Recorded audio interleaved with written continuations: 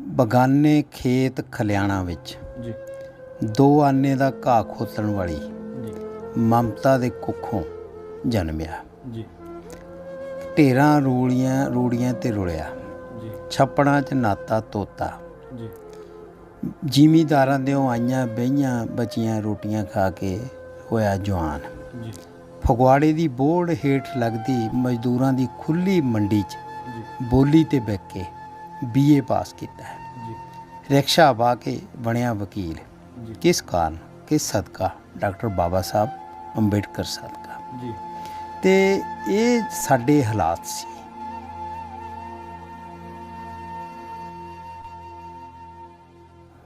ਫਿਰ 1976 ਦੇ ਵਿੱਚ 75 'ਚ ਐਮਰਜੈਂਸੀ ਲੱਗ ਗਈ। ਜੀ ਜਦੋਂ ਐਮਰਜੈਂਸੀ ਲੱਗ ਗਈ, ਮੈਂ ਸਟੂਡੈਂਟ ਆਗੂ ਸੀ ਤੇ ਮੇਰੇ ਪਿੱਛੇ ਪੁਲਿਸ ਲੱਗ ਗਈ, ਕਿਉਂਕਿ ਇੰਦਰਾ ਗਾਂਧੀ ਦੀ ਐਮਰਜੈਂਸੀ ਸਾਰੇ ਜਿਹੜੇ ਆਗੂ ਸੀ, ਭਾਵੇਂ ਕਿਸੇ ਸੰਸਥਾ ਦੇ ਵਿੱਚ ਸੀ, ਸਟੂਡੈਂਟ ਸੀ ਜਾਂ ਕੋਈ ਪਾਰਟੀ ਸੀ, ਸਾਰੇ ਅੰਦਰ ਚੱਕ ਕੇ ਨਜ਼ਰਬੰਦ ਕਰੀ ਜਾਂਦੇ ਸੀ।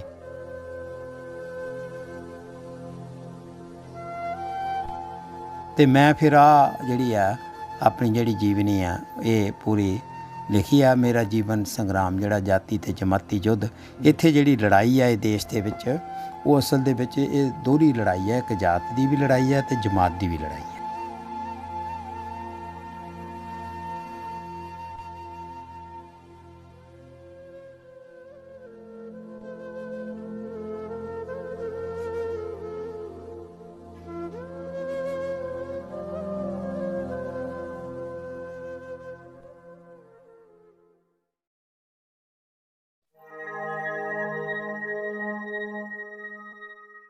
ਮੈਂ ਆ ਫਲਜਿੰਦਰ ਰਤੂ ਤੇ ਤੁਸੀਂ ਦੇਖ ਰਹੇ ਹੋ ਫੈਨ ਅੰਬੇਡਕਰ ਟੀਵੀ। ਅੱਜ ਅਸੀਂ ਗੱਲਬਾਤ ਕਰਾਂਗੇ ਇੱਕ ਬਿਰਕਾ ਪਿੰਡ ਦਾ।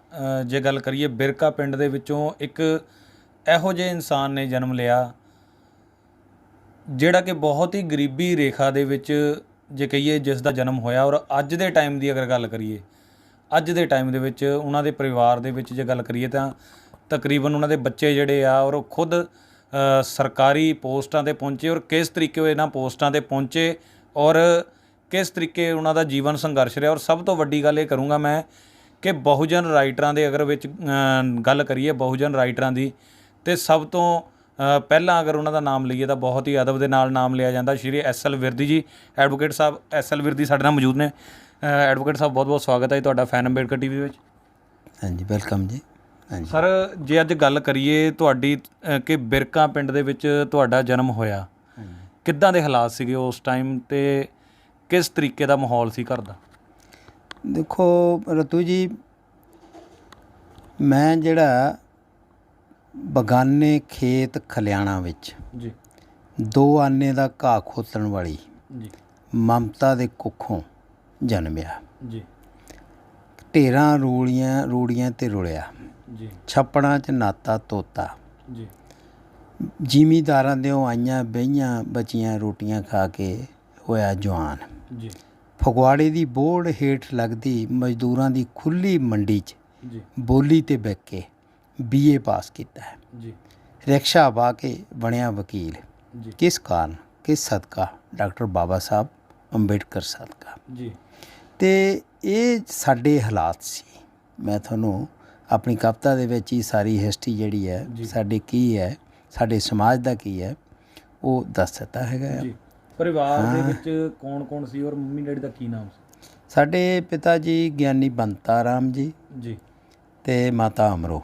ਜੀ ਤੇ ਸਾਡੀ ਮਾਤਾ ਨੂੰ ਪਰਸਰਾਮਪੁਰ, ਉਹਨਾਂ ਦਾ ਪਿੰਡ, ਸਾਡੇ ਨਾਨਕੇ, ਜੀ ਉਹਨਾਂ ਨੂੰ ਜਾਣੀ ਆਪਣੀ ਸਾਰੀ ਜ਼ਿੰਦਗੀ 'ਚ ਜਿਹੜਾ ਹੈ ਉਹ ਪਰਸਰਾਮਪੁਰ ਤੋਂ, ਛਾਉਣੀ ਤੋਂ ਲੈ ਕੇ ਫਲੌਰ ਤੋਂ ਅੱਗੇ ਜਾਣ ਆਉਣ ਦਾ ਮੌਕਾ ਨਹੀਂ ਜੀਵਨ 'ਚ ਮਿਲਿਆ। ਜੀ ਇੰਨੀ ਜਾਣੀ ਗਰੀਬੀ ਔਰ ਦਾਸਤਾਨ ਸੀ। ਅਗਰ ਗੱਲ ਕਰੀਏ ਇੰਨੀ ਗਰੀਬੀ ਦੇ ਵਿੱਚ, ਜਦੋਂ ਜੇ ਆਪਾਂ ਕਹੀਏ ਪਰਿਵਾਰ ਦੇ ਵਿੱਚ ਇੰਨੀ ਗਰੀਬੀ 'ਚ ਉੱਠ ਕੇ ਤੁਸੀਂ ਵਕੀਲ ਬਣੇ, ਮਾਂ-ਬਾਪ ਦੀ ਕੀ ਸੋਚ ਸੀਗੀ?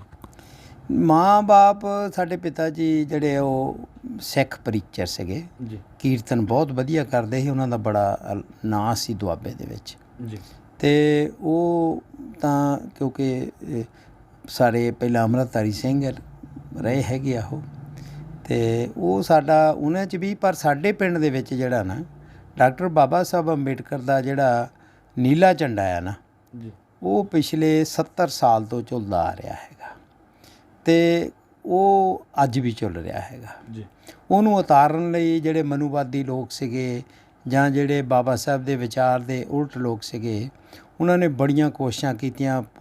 ਪੁਲਿਸ ਲਿਆ ਕੇ ਜਿਹੜਾ ਛਡਾ ਦੇਣਾ। ਉਸ ਵੇਲੇ ਜਿਹੜੇ ਹਰੀਜਨ MLA ਮਿਨਿਸਟਰ ਸੀਗੇ, ਉਹਨਾਂ ਨੂੰ ਬੈਕ ਹੁੰਦੀ ਸੀ, ਪਰ ਫਿਰ ਵੀ ਉਹ ਝੰਡਾ ਜਿਹੜਾ ਸਾਡੇ ਚੜਾਉਂਦੇ ਰਹੇ ਹੈਗੇ ਆ।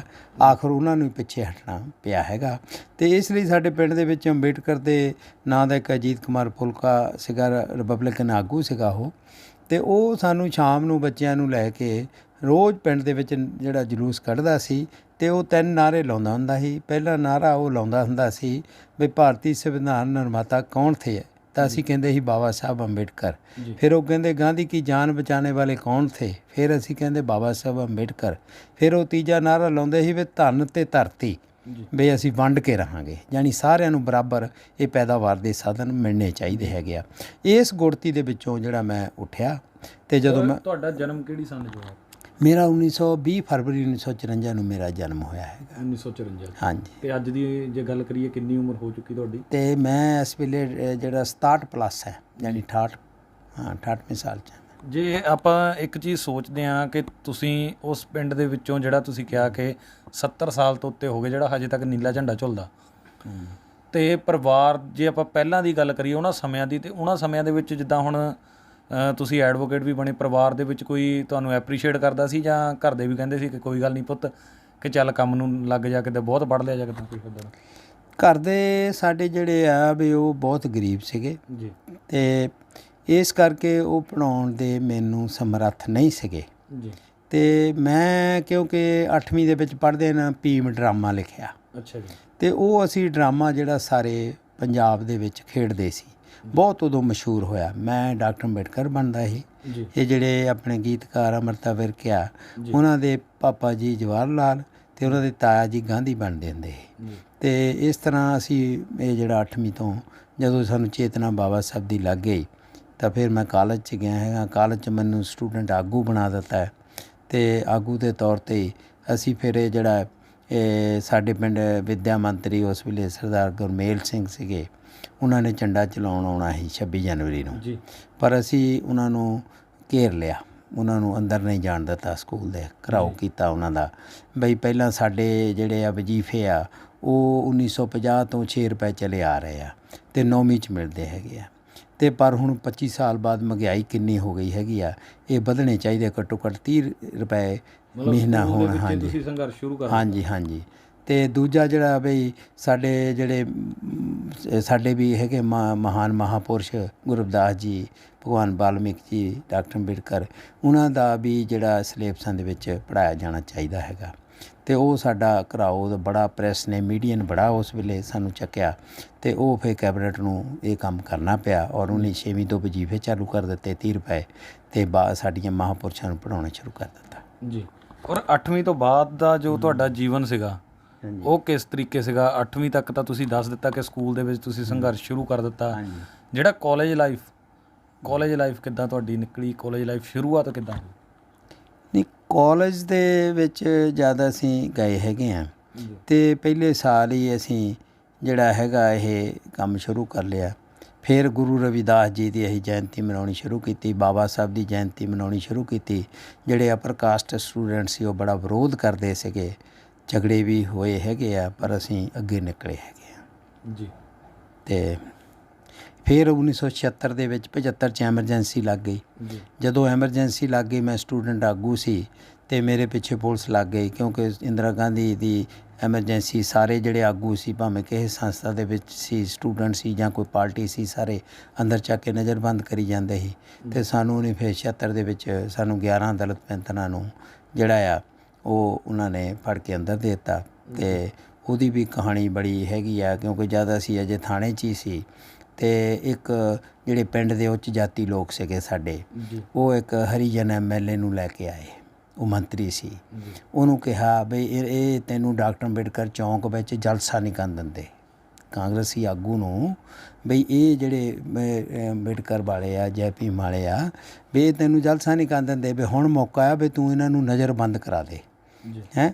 ਤੇ ਉਹ ਆਇਆ ਤੇ ਉਹਨੂੰ ਆਉਂਦੇ ਨੇ ਬੜੀ ਗਾਲੀ ਕੱਢ ਕੇ ਉਹਨੇ ਕਿਹਾ ਕਿੱਦਾਂ ਜੈ ਭੀਂਡ।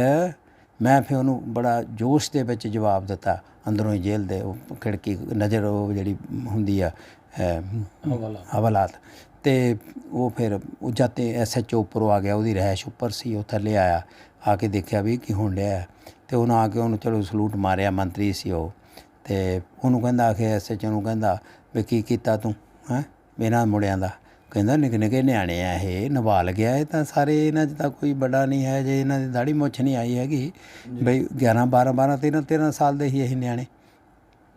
ਵੀ ਕੋਈ ਨਹੀਂ ਜੇ ਕੋਈ ਇੱਦਾਂ ਦੀ ਗੱਲ ਕਰਤੀ ਪਿੰਡ 'ਚ ਜਿੰਦਾਬਾਦ ਮੁਰਦਾਬਾਦ ਦੀ, ਦੋ ਪਿੰਡ ਲਿਜਾ ਕੇ ਚਪੇੜਾ ਮਾਰਾਂ ਕਹਾਂਗੇ ਉਹ ਮਾਫੀ ਮੰਗੋ ਫੇਰ ਨਹੀਂ ਕਰਾਂਗੇ। ਕਹਿੰਦਾ ਨਹੀਂ, ਇਹ ਕਹਿੰਦਾ ਜੈ ਭੀਮ ਸਪੋਲੀਏ ਆ। ਕਹਿੰਦਾ ਮੈਂ ਹਾਂ, ਕਹਿੰਦਾ ਇਹ ਮੈਨੂੰ ਅੰਬੇਡਕਰ ਚੌਂਕ 'ਚ ਜਲਸਾ ਨਹੀਂ ਕਰਨ ਦਿੰਦੇ ਹੈਗੇ, ਇਸ ਲਈ ਕਹਿੰਦਾ ਜੇ ਨੌਕਰੀ ਚਾਹੀਦੀ ਇਹਨਾਂ ਨੂੰ ਨਜ਼ਰਬੰਦ ਕਰ ਦੇ ਵੀ ਇਹਨੀ ਦੇਸ਼ ਦੇ ਖਿਲਾਫ ਬਗਾਵਤ ਕੀਤੀ ਹੈਗੀ ਆ। ਸਾਡੇ 'ਤੇ ਝੂਠਾ ਕੇਸ ਬਣਾ ਕੇ ਉਹ ਨਾਲੇ SHO ਜੱਟ ਸੀ ਸਰਦੂਲ ਸਿੰਘ। ਉਹ ਕਹਿੰਦਾ ਚੌਧਰੀ ਸਾਹਿਬ ਐਡਾ ਨਾ ਜ਼ੁਲਮ ਕਰੋ, ਇਹ ਨਿਆਣੇ ਆ, ਜੇ ਇਹ ਨਹੀਂ ਕੋਈ ਗੱਲ ਕੀਤੀ ਵੀ ਆ ਤਾਂ ਇਹ ਨਜ਼ਰਬੰਦੀ ਤਾਂ ਕੋਈ ਸੁਣਾਈ ਨਹੀਂ, ਅਪੀਲ ਦਲੀਲ ਨਹੀਂ ਹੈਗੀ, ਵਕੀਲ ਨਹੀਂ ਹੈਗਾ। ਪਰ ਨਹੀਂ, ਉਹ ਕਹਿ ਕੇ ਚੱਲ ਗਿਆ ਨੌਕਰੀ ਕਹੀ ਤਾਂ ਕਹਿੰਦਾ ਕਰ ਲਾ, ਸਾਨੂੰ ਕਹਿੰਦਾ ਦਿੱਤਾ ਫਿਰ ਅੰਦਰ ਰਹੇ। ਐਮਰਜੈਂਸੀ ਟੁੱਟੀ ਫਿਰ ਤਾਂ ਅਸੀਂ ਬਾਹਰ ਆਏ। ਅਤੇ ਉਸ ਤੋਂ ਬਾਅਦ ਜੇ ਅੱਜ ਦੀ ਆਪਾਂ ਗੱਲ ਕਰੀਏ, ਅੱਜ ਆਪਾਂ ਬੈਠੇ ਹਾਂ ਜਿਸ ਜਗ੍ਹਾ ਤੋਂ ਹਰ ਇੱਕ ਸਾਈਡ 'ਤੇ ਜਿੱਥੇ ਵੀ ਨਿਗਾਹ ਮਾਰਦੇ ਕਿਤਾਬਾਂ ਬਹੁਤ ਲੱਗੀਆਂ ਹੋਈਆਂ। ਇੱਕ ਲਾਇਬ੍ਰੇਰੀ ਤੁਸੀਂ ਬਣਾਈ, ਕਿੰਨੀਆਂ ਕਿਤਾਬਾਂ ਲਿਖ ਚੁੱਕੇ ਹੁਣ ਤੱਕ? ਅਸੀਂ ਜਿਹੜੀਆਂ 50 ਤਾਂ ਵੱਡੀਆਂ ਕਿਤਾਬਾਂ ਹੈਗੀਆਂ। ਪਹਿਲੀ ਵਾਰੀ ਇਹ ਜਿਹੜਾ ਹੈ ਬਈ ਭਾਰਤ ਦਾ ਦਲਿਤ ਇਤਿਹਾਸ ਜਿਹੜਾ ਹੈ ਕੀ ਆ ਇਹ ਅੱਜ ਤੱਕ, ਕਿਉਂਕਿ ਜੇ ਬਾਬਾ ਸਾਹਿਬ ਕਹਿੰਦੇ ਵੀ ਜਿਸ ਕੌਮ ਦਾ ਇਤਿਹਾਸ ਨਹੀਂ ਹੁੰਦਾ ਹੈਗਾ ਸਮਾਜ ਦਾ, ਉਹ ਆਜ਼ਾਦੀ ਪ੍ਰਾਪਤ ਨਹੀਂ ਕਰ ਸਕਦਾ ਹੈਗਾ। ਅਤੇ ਇਹ ਅਸੀਂ ਲਿਖਿਆ ਹੈਗਾ। ਇਸੇ ਤਰ੍ਹਾਂ ਇਹ ਪੰਜਾਬ ਦਾ ਸਾਰਾ ਜਿਹੜਾ ਇਤਿਹਾਸ ਵੀ ਅਸੀਂ ਲਿਖਿਆ ਹੈਗਾ, ਇਹ ਪੰਜਾਬ ਦਾ ਹੈਗਾ ਆ। ਅਤੇ ਫਿਰ ਇਸੇ ਤਰ੍ਹਾਂ ਅਸੀਂ ਬਾਬਾ ਸਾਹਿਬ ਦੇ ਉੱਤੇ, ਉਹਨਾਂ ਦੇ ਫਲਸਫੇ ਦੇ ਉੱਤੇ ਕਿਤਾਬਾਂ ਜਿਹੜੀਆਂ ਲਿਖੀਆਂ ਹੈਗੀਆਂ ਬਈ ਇਹ ਬਾਬਾ ਸਾਹਿਬ ਦਾ ਜਿਹੜਾ ਫਲਸਫਾ ਹੈ ਕੀ ਆ, ਲੋਕਾਂ ਨੂੰ ਪਤਾ ਲੱਗਣਾ ਚਾਹੀਦਾ ਹੈਗਾ। ਫਿਰ ਇਸੇ ਤਰ੍ਹਾਂ ਅਸੀਂ ਇਹ ਬਈ ਬਾਬਾ ਸਾਹਿਬ ਦੀ ਕੀ ਜਿਹੜੀ ਸਟਰਗਲ ਹੈ ਜ਼ਿੰਦਗੀ ਦੀ, ਇਹ ਉਹਨਾਂ ਦੀ ਜਿਹੜੀ ਪੂਰੀ ਲਾਈਫ ਹੈ। ਅਤੇ ਇਹਦੇ ਤਾਂ ਇਸੇ ਤਰ੍ਹਾਂ ਫਿਰ ਸਾਨੂੰ ਲੋਕਾਂ ਨੇ ਕਿਹਾ ਵੀ ਤੁਸੀਂ ਬਹੁਤ ਸੰਘਰਸ਼ ਕੀਤਾ, ਵੀ ਕਿੱਦਾਂ ਲੋਕਾਂ ਨੂੰ ਇਹ ਯਾਦ ਰਹੂਗਾ, ਆਉਣੀਆਂ ਵਾਲੀਆਂ ਪੀੜ੍ਹੀਆਂ ਨੂੰ ਕਿੱਦਾਂ ਪਤਾ ਲੱਗੂ ਵੀ ਤੁਸੀਂ ਇੰਨੀਆਂ ਲੜਾਈਆਂ ਲੜੀਆਂ ਇਸ ਲੋਕਾਂ ਲਈ। ਤਾਂ ਉਹਨੇ ਕਿਹਾ ਤੁਸੀਂ ਲਿਖੋ ਭਈ ਉਹ ਆਪਣੇ ਜਿਹੜੇ ਸਾਰੇ ਕਰ ਲਓ, ਇੱਕ ਆ ਬੇਗਮਪੁਰਾ ਵਸਾਉਣਾ ਹੈ, ਉਹਦੇ ਜਿਹੜੇ ਰਾਈਟਰ ਹੈ ਬਲਵਿੰਦਰ ਭੌਰਾ, ਅਤੇ ਉਹ ਮੈਂ ਨਿਊਯਾਰਕ ਨਹੀਂ ਮੈਨੂੰ ਬੁਲਾਇਆ ਸੀ ਅਮਰੀਕਾ 'ਚ, ਅਤੇ ਬਾਬਾ ਸਾਹਿਬ ਦੀ ਜਯੰਤੀ 'ਤੇ। ਫਿਰ ਮੈਂ ਗਿਆ ਅਤੇ ਉੱਥੇ ਉਹਨਾਂ ਨੇ ਮੈਨੂੰ ਕਿਹਾ ਵੀ ਤੁਸੀਂ ਇਹ ਲਿਖੋ, ਇੰਨਾ ਕੁਛ ਤੁਸੀਂ ਕੀਤਾ। ਅਤੇ ਮੈਂ ਫਿਰ ਜਿਹੜੀ ਆ ਆਪਣੀ ਜਿਹੜੀ ਜੀਵਨੀ ਆ ਇਹ ਪੂਰੀ ਲਿਖੀ ਆ। ਮੇਰਾ ਜੀਵਨ ਸੰਗਰਾਮ ਜਿਹੜਾ ਜਾਤੀ ਅਤੇ ਜਮਾਤੀ ਯੁੱਧ, ਇੱਥੇ ਜਿਹੜੀ ਲੜਾਈ ਆ ਇਹ ਦੇਸ਼ ਦੇ ਵਿੱਚ, ਉਹ ਅਸਲ ਦੇ ਵਿੱਚ ਇਹ ਦੋਹਰੀ ਲੜਾਈ ਹੈ, ਇੱਕ ਜਾਤ ਦੀ ਵੀ ਲੜਾਈ ਹੈ ਅਤੇ ਜਮਾਤ ਦੀ ਵੀ ਲੜਾਈ ਹੈ। ਜੇ ਆਪਾਂ ਗੱਲ ਕਰੀਏ, ਤੁਸੀਂ ਬਾਬਾ ਸਾਹਿਬ ਦੇ ਬਾਰੇ ਜੋ ਬਹੁਤ ਸਾਰੀਆਂ ਬੁੱਕਸ ਲਿਖੀਆਂ ਆ, ਉਸ ਟਾਈਮ ਦੇ ਵਿੱਚ ਬਾਬਾ ਸਾਹਿਬ ਦਾ ਜੇ ਗੱਲ ਕਰੀਏ, ਕਿਤੇ ਵੀ ਕੋਈ ਲੈਕਚਰ ਤੱਕ ਨਹੀਂ ਸੀਗਾ ਕਿਤਾਬਾਂ ਦੇ ਵਿੱਚ। ਕਿੱਦਾਂ ਇਹ ਸੋਚ ਆਈ ਕਿ ਸਾਨੂੰ ਇਹ ਲਿਖਣਾ ਚਾਹੀਦਾ, ਕਿੱਥੋਂ ਤੁਸੀਂ ਇਹ ਸਭ ਸਿੱਖਿਆ? ਇਹ ਬਾਬਾ ਸਾਹਿਬ ਦੀਆਂ ਜਿਹੜੀਆਂ ਕਿਤਾਬਾਂ ਹੈ ਨਾ, ਉਹ ਪੜ੍ਹ ਕੇ ਚੇਤਨਾ ਆਉਂਦੀ ਹੈਗੀ ਆ ਬਈ ਇਹ ਜਿਹੜਾ ਦੇਖੋ ਜਿਹੜਾ ਸਾਹਿਤ ਆ ਨਾ, ਇਤਿਹਾਸ ਹੈ, ਇਹਦੇ ਨਾਲ ਮਨੁੱਖ ਹਮੇਸ਼ਾ ਜਿੰਦਾ ਰਹਿੰਦਾ। ਜੇ ਅੱਜ ਅਸੀਂ ਪੜ੍ਹਦੇ ਹਾਂ, ਉਹ ਸਾਰੇ ਲੋਕ ਜਿੰਦਾ ਹੈਗੇ ਆ। ਅਤੇ ਇਹਦੀ ਚੇਤਨਾ ਸਾਨੂੰ ਬਾਬਾ ਸਾਹਿਬ ਤੋਂ ਲੱਗੀ ਹੈਗੀ ਆ ਵੀ ਜੇ ਬਾਬਾ ਸਾਹਿਬ ਨੇ ਇੰਨਾ ਕੁਛ ਲਿਖਿਆ ਹੈਗਾ, ਉਹਨੇ ਆਪਣੇ ਸਮੇਂ ਤੋਂ ਪਹਿਲਾਂ ਲਿਖਿਆ ਜੋ ਵੀ ਆ, ਅਤੇ ਉਹ ਤੋਂ ਬਾਅਦ ਦਾ ਕੀ ਸਮਾਂ ਹੈਗਾ, ਇਸ ਲਈ ਉਹ ਸਾਰਾ ਜਿਹੜਾ ਬਾਅਦ 'ਚ ਕੀ ਹੋਇਆ ਬਾਬਾ ਸਾਹਿਬ ਤੋਂ, ਉਹ ਸਾਰਾ ਸਾਡਾ ਇਹਨਾਂ ਕਿਤਾਬਾਂ ਦੇ ਵਿੱਚ ਅਸੀਂ ਲਿਖਿਆ ਹੈਗਾ ਜੀ। ਔਰ ਕਦੀ ਇੱਦਾਂ ਨਹੀਂ ਲੱਗਿਆ ਕਿ ਮਤਲਬ ਜਦੋਂ ਤੁਸੀਂ ਕਿਤਾਬਾਂ ਲਿਖੀਆਂ, ਰਿਸਪੌਂਸ ਕਿਸ ਤਰੀਕੇ ਦਾ ਆਉਂਦਾ ਸੀਗਾ, ਲੋਕ ਤੁਹਾਨੂੰ ਕਿਸ ਨਜ਼ਰੀਏ ਨਾਲ ਦੇਖਦੇ ਸੀਗੇ? ਜਦੋਂ ਅਸੀਂ ਲਿਖਣਾ ਸ਼ੁਰੂ ਕੀਤਾ, ਮੇਰਾ ਅਖਬਾਰਾਂ 'ਚ ਵੀ ਕਰੀਬ 500 ਦੇ ਕਰੀਬ ਜਿਹੜੇ ਲੀਡਿੰਗ ਅਖਬਾਰ ਹੈ ਜੀ, ਤੇ ਟ੍ਰਿਬਿਊਨ ਹੈ, ਹੋਰ ਹੈ, ਇਹਨਾਂ 'ਚ ਮੇਰੇ ਆਰਟੀਕਲ ਵੀ ਛਪੇ ਹੈਗੇ ਆ। ਅਤੇ ਫਿਰ ਲੋਕਾਂ ਨੇ ਜਿਹੜਾ ਬਹੁਤ ਉਤਸ਼ਾਹਤ ਕੀਤਾ, ਮੈਨੂੰ ਬਹੁਤ ਉਤਸ਼ਾਹਤ ਕੀਤਾ ਵੀ ਪਹਿਲੀ ਵਾਰੀ ਸਾਨੂੰ ਸਾਡੇ ਦੁੱਖਾਂ ਦਰਦਾਂ ਦੀ ਕਹਾਣੀ ਕੋਈ ਦੱਸ ਰਿਹਾ ਹੈਗਾ। ਕੋਈ ਗੱਲ, ਪਹਿਲੀ ਗੱਲ ਤਾਂ ਇਹ ਆ ਵੀ ਆਪਣਾ ਕੋਈ ਬੰਦਾ, ਇਹ ਜਿਹੜੇ ਪੇਪਰ ਡੇਲੀ ਉਹਨਾਂ 'ਚ ਕੋਈ ਛਪਦਾ ਨਹੀਂ ਹੈਗਾ, ਵੀ ਤੁਹਾਡੇ ਲੇਖ ਛਪਦੇ ਆ ਔਰ ਤੁਸੀਂ ਉਹ ਬੜੇ ਖੋਜ ਭਰਪੂਰ ਹੁੰਦੇ ਹੈਗੇ ਆ, ਸਾਡੇ ਦੁੱਖ ਦਰਦਾਂ ਨਾਲ ਭਰਪੂਰ ਹੁੰਦੇ ਹੈਗੇ ਆ। ਅਤੇ ਇਸ ਕਰਕੇ ਮੈਨੂੰ ਲੋਕਾਂ ਨੇ ਬਹੁਤ ਉਤਸ਼ਾਹਤ ਕੀਤਾ। ਅਤੇ ਅਸੀਂ ਹੁਣ ਤੱਕ ਜਿਹੜਾ ਹੈ 35 ਲੱਖ ਰੁਪਈਆ ਅਸੀਂ ਕੋਠੀ ਨਹੀਂ ਪਾਈ, ਅਸੀਂ ਕਾਰ ਨਹੀਂ ਲਈ, ਮੈਂ ਕਿਹਾ ਇਹ ਗੱਲਾਂ ਹੋ ਜਾਣਗੀਆਂ, ਕੋਈ ਗੱਲ ਨਹੀਂ। ਮੈਂ ਸਾਰੀ ਕਮਾਈ ਜਿੰਨੀ ਵੀ ਆ ਇਹ ਪਹਿਲਾਂ ਹੀ ਵਾਅਦਾ ਕੀਤਾ, ਸ਼ਾਦੀ ਤੋਂ ਪਹਿਲਾਂ ਵੀ ਘਰ ਵਾਲਿਆਂ ਨਾਲ ਵਾਅਦਾ ਕੀਤਾ ਬਈ ਤੁਸੀਂ ਪਰਿਵਾਰ ਪਾਲਣਾ ਹੈਗਾ, ਮੈਂ ਇੱਕ ਵੀ ਪੈਸਾ ਤੁਹਾਨੂੰ ਨਹੀਂ ਦੇਣਾ, ਮੇਰਾ ਸਾਰਾ ਸਮਾਜ 'ਚ ਲੱਗਣਾ ਹੈਗਾ। ਔਰ ਅਸੀਂ ਅੱਜ ਤੱਕ ਲਾਇਆ ਹੈਗਾ ਜੀ ਸਾਰਾ ਹੀ। ਆ ਪਿੱਛੇ ਤੁਹਾਨੂੰ ਦਿਖਾਉਣੇ ਗੋਦਾਮ ਸਾਡੇ ਕਿਤਾਬਾਂ ਦੇ ਭਰੇ ਪਏ ਟਰੱਕ, ਜੀ ਅਤੇ ਅਸੀਂ ਜਾਣੀ ਕਿਤਾਬ ਛਾਪ ਕੇ ਇਹ ਸਾਰੀ ਜਿਹੜੀ ਆ 2.5 ਲੱਖ ਕਿਤਾਬ ਛਾਪੀ ਹੈਗੀ ਆ ਅਤੇ ਸਮਾਜ ਨੂੰ ਦਿੱਤੀ ਹੈਗੀ ਆ। ਸਮਾਜ ਨੇ ਬਹੁਤ ਉਤਸ਼ਾਹਿਤ ਕੀਤਾ ਹੈ। ਜੇ ਪੈਸਾ ਨਹੀਂ ਵੀ ਆਇਆ, ਬਹੁਤ ਬੜੇ ਬੜੇ ਸਾਡੇ ਹੈਗੇ ਆਗੂ ਬਹੁਜਨ ਦੇ ਵੀ ਹੋਰ ਵੀ, ਉਹਨਾਂ ਨੇ ਸਾਡੇ ਤੋਂ ਬਹੁਤ ਕਿਤਾਬਾਂ ਲਈਆਂ, ਪੈਸਾ ਨਹੀਂ ਦਿੱਤਾ, ਕੋਈ ਨਹੀਂ ਦਿੱਤਾ। ਅਤੇ ਇਸ ਕਰਕੇ ਚਲੋ ਅਸੀਂ ਕਿਹਾ ਕੋਈ ਗੱਲ ਨਹੀਂ। ਅਤੇ ਇਹ ਇਸ ਕਰਕੇ ਜਿਹੜੀ ਐਸੀ ਗੱਲ ਨਹੀਂ ਹੈ, ਜੇ ਅਸੀਂ ਇਹ ਸਮਾਜ ਦੀ ਸੇਵਾ ਕੀਤੀ ਹੈਗੀ ਆ, ਸਾਨੂੰ ਅੱਜ ਉਹਦਾ ਫਲ ਮਿਲ ਗਿਆ ਹੈਗਾ। ਜਿਹੜੇ ਸਾਡੇ ਬੱਚੇ ਹੈਗੇ ਆ ਉਹ ਸਭ ਤੋਂ ਵੱਡੀਆਂ ਜਿਹੜੀਆਂ ਦੇਸ਼ ਦੀਆਂ, ਜਿਨ੍ਹਾਂ ਦੇ ਮੂਹਰੇ ਪ੍ਰਧਾਨ ਮੰਤਰੀ ਵੀ ਭੁਗਤਦੇ ਆ, ਹੋਰ ਮੁੱਖ ਮੰਤਰੀ ਭੁਗਤਦੇ ਆ, ਹੋਰ ਵੱਡੇ ਵੱਡੇ ਲੀਡਰ ਭੁਗਤਦੇ ਆ, ਵੱਡੇ ਵੱਡੇ ਸਰਮਾਏਦਾਰ ਭੁਗਤਦੇ ਹੈਗੇ ਆ, ਉਹ ਬਾਬਾ ਸਾਹਿਬ ਦੀ ਕਿਰਪਾ ਨਾਲ ਵੱਡੀਆਂ ਪੋਸਟਾਂ ਦੇ ਉੱਤੇ ਲੱਗੇ ਹੋਏ ਹੈਗੇ ਆ। ਕੋਈ ਇੱਦਾਂ ਦਾ ਵਾਕਿਆ ਜਿਹਨੇ ਤੁਹਾਡੀ ਜ਼ਿੰਦਗੀ ਨੂੰ ਪੂਰਾ ਇੱਕ ਵਾਰ ਹਿਲਾ ਦਿੱਤਾ ਹੋਵੇ, ਝੰਜੋੜ ਕੇ ਰੱਖਤਾ ਹੋਵੇ, ਕਿ ਜਿੱਦਾਂ ਕੋਈ ਇੱਦਾਂ ਦਾ ਕੋਈ ਵਾਕਿਆ ਹੋਇਆ ਤੁਹਾਡੇ ਨਾਲ? ਮੇਰੇ ਨਾਲ ਵਾਕਿਆ ਬਹੁਤ ਹੋਏ ਹੈਗੇ ਆ। 8-10 ਵਾਰੀ ਮੈਂ ਮੌਤ ਦੇ ਮੂੰਹ 'ਚੋਂ ਨਿਕਲਿਆ ਹੈਗਾ। ਕਿਹੋ ਜਿਹੇ ਵਾਕਿਆ ਸੀ? ਇੱਕ ਤਾਂ ਇਹ ਜਦੋਂ ਚੰਨਣ ਰਾਮ ਕਾਂਡ ਜਿਹੜਾ ਹੋਇਆ ਜਦੋਂ, ਅਤੇ ਉਸ ਕਾਂਡ ਦੇ ਵਿੱਚ ਜਿਹੜਾ ਆ ਫਿਰ ਪੰਚ ਸਰਪੰਚ ਯੂਨੀਅਨ ਜਿਹੜੀ ਸ਼ਡਿਊਲਡ ਕਾਸਟ ਸੀ, ਚੰਨਣ ਰਾਮ ਹਾਂ ਡਿਟੇਲ ਦੇ ਵਿੱਚ ਥੋੜ੍ਹਾ ਜਿਹਾ। ਚੰਨਣ ਰਾਮ ਕਾਂਡ ਇਹ ਆ ਵੀ ਤਾਕੀ ਮਹੱਲਾ ਫਗਵਾੜੇ ਦਾ, ਉੱਥੇ ਇੱਕ ਚੰਨਣ ਰਾਮ ਨਾਂ ਦਾ ਧਰਮੀ ਸੀਗਾ ਜੀ, ਅਤੇ ਉਹ ਜਿਹੜਾ ਆ ਪਹਿਲਾਂ ਉਹ ਕੰਮ ਗਲਤ ਕਰਦਾ ਸੀ, ਸ਼ਰਾਬ ਵੇਚਦਾ ਸੀ ਜੀ, ਪਰ ਉਹ ਛੱਡ ਕੇ ਉਹਨੇ ਜੁੱਤੀਆਂ ਦੀ ਦੁਕਾਨ ਪਾ ਲਈ ਬਾਜ਼ਾਰ 'ਚ। ਉਹ SHO ਨਵਾਂ ਆਇਆ, ਉਹ ਦੇਖਿਆ, ਉਹਨੇ ਆਪਣੀ ਜਿਹੜੀ ਹਿਸਟਰੀ ਸ਼ੀਟ ਦੇਖੀ ਅਤੇ ਉਹਨੇ ਦੇਖਿਆ ਵੀ ਮਹੀਨਾ ਨਹੀਂ ਦੇ ਕੇ ਆਇਆ, ਕਿਉਂਕਿ ਇਹ ਸਾਰੇ 2 ਨੰਬਰ ਦੇ ਕੰਮ ਮਹੀਨੇ ਨਾਲ ਹੁੰਦੇ ਹੈਗੇ ਆ। ਅਤੇ ਉਹਨੂੰ ਸੱਦ ਲਿਆ, ਉਹਨੇ ਚੰਨਣ ਰਾਮ ਨੂੰ ਕਿਹਾ ਵੀ ਤੂੰ ਮਹੀਨਾ ਨਹੀਂ ਦਿੱਤਾ। ਉਹ ਕਹਿੰਦਾ ਜੀ ਮੈਂ ਇਹ ਕੰਮ ਹੀ ਨਹੀਂ ਕਰਦਾ, ਹੁਣ ਮੈਂ ਤਾਂ ਆਪਣਾ ਗੁਜ਼ਾਰਾ ਆਪਣਾ ਦੁਕਾਨ ਪਾ ਲਈ ਜੁੱਤੀਆਂ, ਅਤੇ ਇਸ ਕਰਕੇ ਮੈਂ ਕਿੱਥੋਂ ਦਿਆਂ ਕਿਉਂ ਦਿਆਂ। ਉਹਨੇ ਇੰਨਾ ਕੁੱਟਿਆ, ਮਰ ਗਿਆ। ਜਦੋਂ ਮਰ ਗਿਆ ਅਤੇ ਉਹਨੇ ਇੱਥੇ ਸਿੱਟ ਦਿੱਤਾ, ਇੱਥੇ ਆ ਹੋਟਲ ਹੈਰ ਪੈਲੇਸ ਹੈ ਇੱਥੇ, ਇਹਦੇ ਕੋਲ ਸਿੱਟ ਦਿੱਤਾ। ਅਤੇ ਮੈਂ ਕਾਲਜ ਗਿਆ ਤਾਂ ਮੈਨੂੰ ਸਾਰੇ ਸਟੂਡੈਂਟ ਕਹਿੰਦੇ ਭਾਜੀ ਵੀ ਇੱਦਾਂ ਇੱਦਾਂ ਕਰਕੇ ਇੱਕ ਬੰਦਾ ਮਾਰਤਾ ਹੈਗਾ, ਬਈ ਪੁਲਿਸ ਐਨ ਕੁੱਟ ਗਏ, ਵੀ ਕੁਛ ਕਰੋ। ਮੈਂ ਰਾਮਗੜੀਆ ਕਾਲਜ ਸਾਰੇ ਹੀ ਬੰਦ ਕਰਾਏ, ਜਿੰਨੇ ਵੀ ਸੀ 5000 ਸਟੂਡੈਂਟ ਲਿਆ ਕੇ ਇੱਥੇ ਲਾਤਾ। ਇੱਥੇ ਲਿਆ ਕੇ ਫਿਰ ਇਹਨੇ ਬਾਹਰੋਂ ਫੋਰਸਾਂ ਹੁਸ਼ਿਆਰਪੁਰ ਕਪੂਰਥਲਾ ਇੱਧਰੋਂ ਜਲੰਧਰੋਂ ਲਿਆ ਕੇ ਸਾਡੇ 'ਤੇ ਲਾਠੀ ਚਾਰਜ ਕੀਤਾ, ਗੋਲੀ ਚਲਾਈ, ਅਤੇ ਉਹ ਕੇਸ ਜਿਹੜੇ ਆ ਸਾਡੇ 'ਤੇ ਉਲਟ ਪਾਤੇ ਅਤੇ ਸਾਨੂੰ ਦਬਾਉਣ ਲਈ। ਅਤੇ ਸਾਡਾ ਘਰ ਸੀ ਉਹ ਢਾਤਾ, ਸਾਡੀ ਇੱਥੇ ਫਰਨੀਚਰ ਦੀ ਦੁਕਾਨ ਸੀ ਉਹ ਲੁੱਟ ਲਈ ਇਹਨਾਂ ਨੇ, ਪੁਲਿਸ ਵਾਲਿਆਂ ਨੇ, ਅਤੇ ਬਹੁਤ ਜ਼ਿਆਦਤੀਆਂ ਕੀਤੀਆਂ। ਫਿਰ ਇੱਦਾਂ ਹੀ ਇਹ ਫਿਰ 25 ਸਰਪੰਚ ਜਿਹੜੇ ਆ, ਇਹ ਚੰਨਣ ਰਾਮ ਭਾਰ ਸਿੰਘਪੁਰ ਦੇ ਉਹ ਪ੍ਰਧਾਨ ਸੀਗੇ, ਛਿਛੋਵਾਲ ਦੇ ਸਰਪੰਚ ਜਗਤ ਰਾਮ, ਹੋਰ ਇੱਦਾਂ ਅੱਟੀ ਦੇ ਸਰਪੰਚ, ਇਹ ਸਾਰੇ ਇਹ ਪਿੰਡਾਂ ਦੇ ਸਰਪੰਚ ਇਕੱਠੇ ਹੋ ਕੇ ਗਏ। ਉਸ ਵੇਲੇ ਇੱਕ ਸੀਗਾ ਤਾਂ ਉਹ ਜਿਹੜਾ ਸ਼ਡਿਊਲਡ ਕਾਸਟ ਸੀ ਇੱਥੇ SSP ਕਪੂਰਥਲੇ, ਅਤੇ ਉਹਨੂੰ ਕਿਹਾ, ਉਹ ਤਾਂ ਮਾਣ ਨਾ ਗਿਆ ਵੀ ਆਪਣਾ ਬੰਦਾ, ਉਹਨੇ ਜਾ ਕੇ ਕਿਹਾ ਵੀ ਕੋਈ ਤਾਂ ਸਾਡੇ 'ਚੋਂ ਮੁੰਡਾ ਪੜ੍ਹਿਆ MA 'ਚ ਪੜ੍ਹਦਾ ਇਹ, ਵੀ ਜੇ ਉਹਨੇ ਸਾਡੇ ਜ਼ੁਲਮ ਹੋਇਆ ਕੋਈ ਆਵਾਜ਼ ਉਠਾਈ ਆ ਵੀ ਤੁਸੀਂ ਤੁਹਾਡੀ ਪੁਲਿਸ ਜਿਹੜੀ ਉਹਦਾ ਹੀ ਸਾਰਾ ਉਹਦੇ ਘਰਦਿਆਂ ਨੂੰ ਬੰਨ ਕੋਈ ਘੜੀਸਦੀ ਆ, ਹੋਰ ਉਹਦੀ ਬੇਇੱਜ਼ਤੀ ਕਰਦੀ ਹੈ, ਵੀ ਤੁਸੀਂ ਇਹ ਝੂਠੇ ਕੇਸ ਪਾਤੇ, ਵਾਪਸ ਲਓ। ਉਹ ਕਹਿੰਦਾ ਵੀ ਤੁਸੀਂ ਉਹਨੂੰ ਪੇਸ਼ ਕਰ ਦਿਓ, ਨਹੀਂ ਤਾਂ ਇੱਥੇ 3 ਕਤਲ ਹੋਏ ਹੋਏ ਆ, ਬਲਾਈਂਡ ਆ ਕਤਲ, ਮੈਂ ਵਰਦੀ 'ਤੇ ਪਾ ਦੇਣੇ ਆ। ਉਹ ਵਿਚਾਰੇ ਇੰਨੇ ਲੀਡਰ ਨਹੀਂ ਸੀ ਤਕੜੇ, ਉਹ ਡਰ ਕੇ ਆ ਗਏ। ਜਦ ਆ ਗਏ ਤਾਂ ਵਿੱਚੋਂ ਉਹਨੇ ਸਲਾਹ ਕੀਤੀ, ਵਿੱਚੋਂ ਬੰਦੇ ਡਰ ਗਏ, ਕਹਿੰਦੇ ਵੀ ਪੇਸ਼ ਕਰ ਦਿਓ ਉਹਨੂੰ, ਬਈ ਇੱਥੇ ਹੀ ਆ। ਮੈਂ ਉੱਧਰ ਉਸ ਵੇਲੇ ਜਿਹੜਾ ਇਹ ਜੰਗਲ ਹੈ ਸਤਲੁਜ ਦਾ ਇੱਧਰ ਦੇ ਵਿੱਚ ਸੀਗਾ, ਅਤੇ ਉਹ ਬਈ ਇਹਨੂੰ ਪੇਸ਼ ਕਰ ਦਿਓ। ਉਹਨਾਂ 'ਚੋਂ ਜਗਤ ਰਾਮ ਜਿਹੜਾ ਸਰਪੰਚ ਸੀ ਛਿਛੋਵਾਲ ਦਾ, ਉਹ ਦੌੜ ਕੇ ਪਹਿਲਾਂ ਮੇਰੇ ਕੋਲ ਆ ਗਿਆ, ਕਹਿੰਦਾ ਬਿਰਦੀ ਕਰ ਲਾ ਆਪਣਾ ਪ੍ਰਬੰਧ, ਤੈਨੂੰ ਪੇਸ਼ ਕਰ ਦੇਣਾ ਤਾਂ ਮੁੜ ਕੇ ਤੈਂ ਅੰਦਰੋਂ ਨਹੀਂ ਆਉਣਾ, ਇੰਨੇ ਕੇਸ ਆ। ਮੈਂ ਉੱਥੋਂ ਦੌੜ ਗਿਆ, ਮੈਂ ਉੱਥੋਂ ਦੌੜਿਆ ਜਾ ਕੇ ਤੁਸੀਂ ਪਹੁੰਚੇ ਦੀ ਹੁੰਦਾ ਫਲੋਰ ਪੁਲ 'ਤੇ, ਉੱਥੋਂ ਟਰੱਕ ਨੂੰ ਅੱਧੇ ਮੈਂ ਦਿੱਲੀ ਚਲ ਗਿਆ। ਦਿੱਲੀ ਜਾ ਕੇ ਮੈਂ ਸਾਡਾ ਉੱਥੇ ਹਾਈ ਕੋਰਟ ਸੁਪਰੀਮ ਕੋਰਟ ਸਾਡੇ ਵਕੀਲ ਸੀਗੇ, ਸਾਡੇ ਦੋਸਤ ਦਲਿਤ ਪੈਂਥਰ ਲਹਿਰ ਦੇ, ਉਹਨਾਂ ਨਾਲ ਗੱਲ ਕੀਤੀ। ਫਿਰ ਆ ਜਿਹੜਾ ਸੈਂਟਰ ਦਾ ਮਿਨਿਸਟਰ ਰਾਮਦਾਸ ਅਠਵਾਲੇ ਆ, ਉਸ ਵੇਲੇ ਦਲਿਤ ਪੈਂਥਰ ਦਾ ਮਹਾਰਾਸ਼ਟਰ ਦਾ ਪ੍ਰਧਾਨ ਸੀ, ਮੈਂ ਪੰਜਾਬ ਦਾ ਸੀ।